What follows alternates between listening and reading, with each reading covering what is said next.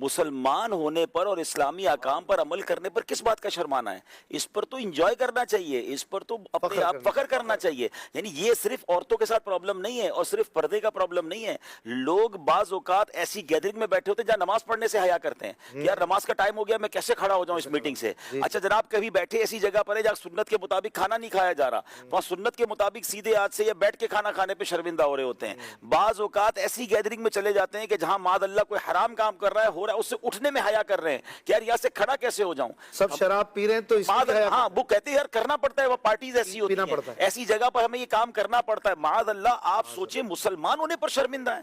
یعنی آج ایسا حال ہو گیا ہے کہ اسلام کا نام لینے پر شرمندہ، اسلامی احکام پر عمل کرنے پر شرمندہ، دوست مذاق اڑائیں گے، پارٹیز ناراض ہو جائیں گی، یا میرے کسٹمر جو ہے ان کے ساتھ میں بیٹھتا ہوں.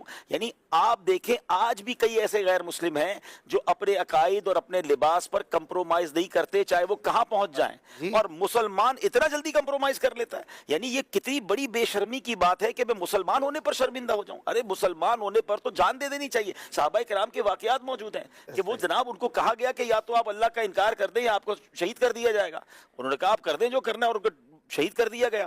تو ہمیں تو ایسا کچھ نہیں کیا جا رہا. لیکن یہ صرف اسلامی بہنوں کے لیے نہیں، ہر اس مسلمان کے لیے یہ سوال ہے کہ یا تو بہت اچھی بات میں روز بھائی نے کی کہ اگر آپ میں اتنی ہمت نہیں تو اس گیدرنگ میں نہ جائیں، اور اگر کہیں پھنس گئے ہیں تو اب آپ کی غیرت ایمانی کا تقاضا ہے کہ وہاں سے آپ کھڑے ہو کے باہر نکلیں، بلکہ بتا کے نکلیں کہ میں اس لیے آپ کی اس گیدرنگ سے، اس لیے آپ کی شادی سے، اس لیے آپ کی دعوت سے واپس جا رہا ہوں کہ یا میرے رب کی نافرمانی ہو رہی ہے. کچھ نہیں ہوتا انشاءاللہ. یہ اگر ہم لوگوں نے کرنا شروع کیا نا، آپ یقین کریں لوگ سیدھے ہونا شروع ہو جائیں گے. اب ہم جا کے اس ہال میں بیٹھ جاتے ہیں جہاں ناچ ہو رہا ہوتا ہے. اب اگر ہم کہہ دیں کہ ہم جا رہے ہیں، ہم اللہ کو ناراض نہیں کر سکتے، کتنا ریزسٹ کریں گے وہ. انشاءاللہ ایک وقت آئے گا کہ آپ کی ریفلیکشنز پیدا ہوں گی. تو یہ ہم سب کو ایز اے مسلمان فخر کے ساتھ جینا چاہیے اور اسلام کی کسی بھی رولنگز پر عمل کرنے کے لیے شرمندہ نہیں ہونا. کچھ لوگ کہتے ہیں ٹھیک ہے جانا ہے تو جائے، کیا فرق پڑتا ہے؟ دیکھیں یہ ایک کے لیے ہوگا نا. اگر میں تو سب کو کہہ رہا ہوں نا، ہم سب کوشش کریں، ہم سب انشاءاللہ کرنا شروع. کئی ایسی چیزیں بدلی ہیں پاکستان میں، کئی ایسے رولز بدلے، کئی ایسے معاملات بدلے ہیں.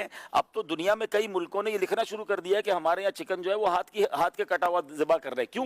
کیونکہ لوگوں نے پوچھنا شروع کیا نا. کوئی پوچھتا ہی نہیں تھا تو جناب چل رہا تھا. لیکن جب آپ کسی چیز کے بارے میں ان کے بزنس کو یا ان کی گیدرنگز کو ڈسٹرب کریں گے اور اس لیے ان کو امپیکٹ کریٹ ہوگا کہ نہیں لوگ حلال کی طرف جا رہے ہیں، تو الحمدللہ اس کا فائدہ ہوگا، غیبی مدد ساتھ آئے گی. کچھ نہیں ہوتا، لوگوں سے کیا ڈرنا، اللہ سے ڈریں.